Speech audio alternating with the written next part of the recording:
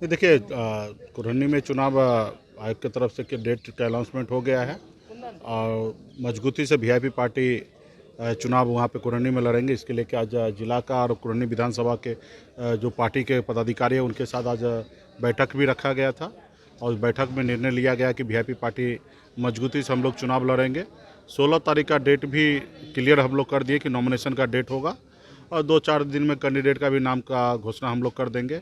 ऐसे कई लोग हैं जो दावेदारी कर रहे हैं कि हमें चुनाव लड़ना है, पार्टी के लोग हैं और हमें देखना है कि बाकी दल जो है वो किनको उतार रहे हैं, उस हिसाब से हमें भी सोच समझ के प्रत्याशी को उतारना है, मजबूती से लड़ना है और चुनाव जीतना। आपने देखा कि बोछा में किस तरीके से हमने लड़ा और मजबूती से टक्कर दिया था और उसी तरीके से हम लोग बोछा में कुरहनी में भी चुनाव लड़ेंगे और उसका 16 तारीख को नामांकन कराएंगे। किसी के साथ अलायंस हुआ है फिर?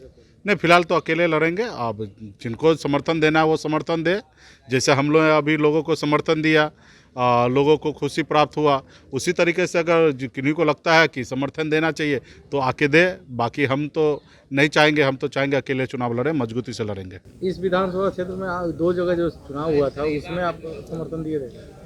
तो उसमें तो ठीक था, महागठबंधन को बीजेपी को हराना था और वहाँ पे हमने देखा कि जो जीत सकता है उनको जिताएंगे और बीजेपी को हराना है तो उसमें महागठबंधन हमने देखा बहुत ही अच्छी तरीके से टक्कर दे रहे थे और टक्कर दिए भी। एक जगह चुनाव जीते और एक जगह मामूली वोट से चुनाव हारे। जो भाजपा 2020 में 38,000 वोट से जीते थे वहाँ पे 2,000 पे आ गए। तो हमने महागठबंधन को पार्टी के पदाधिकारी अपने अनुकूल मदद किए और उनका परिणाम भी देखने के लिए मिला कि महागठबंधन के पक्ष में चुनाव गया। तो फिलहाल उनको जीत की बधाई देता हूँ महागठबंधन को और कुरहनी में जो चुनाव लड़ेंगे उसके ऊपर रणनीति पे काम हम लोग कर रहे हैं। तो सर आप साफ तौर पे माना जाए कि आपकी लड़ाई बीजेपी से होगी? नहीं, मेरी लड़ाई तो देखिए, हमारी लड़ाई तो आज से नहीं, हमारे पूर्वज 75 साल से लड़ते आ रहे हैं अपनी मान सम्मान अधिकार के लिए और हम लोग भी मान सम्मान अधिकार के लिए लड़ाई लड़ रहे हैं।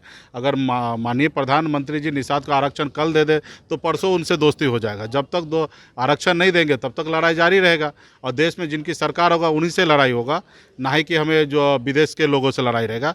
देश में जिनकी सरकार है, तो आज मोदी जी की सरकार है इसलिए आज उनसे लड़ाई है। तो हमारी लड़ाई जब भी होगा सत्ता से लड़ाई होगा। ठीक ठीक।